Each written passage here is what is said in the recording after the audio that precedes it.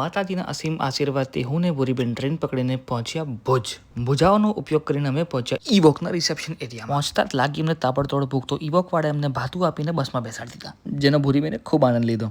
આ જોઈ મિશ્રાજી બોલ્યા, ज्यादा ना करो लेट, फिर करते रह जाओगे फिर. આ સાંભળી ભૂરીબેને કીધું જય શ્રી રામ. જય શ્રી રામ કહેતા અમે પહોંચી ગયા રોડ ટુ હેવન, જ્યાં અમને દેખાયા પાણી પર નાતા એનઆરઆઈ પક્ષીઓ. મેરા ઢોલા નહીં આયા ઢોલા કરતા કરતા અમે પહોંચી ગયા white Rann the tent city Dholavira, જ્યાં ઘોડામુખી માણસે અમારું સ્વાગત કર્યું. ધોલાવીરાના ઢોલું અમને એમની ગાડીમાં ઘરે મૂકવા આવ્યા. ઘર એટલે અમારું સુંદર મજાનું ટેન્ટ, જે હતું અમારું ઘર આવનાર 2 દિવસ માટે.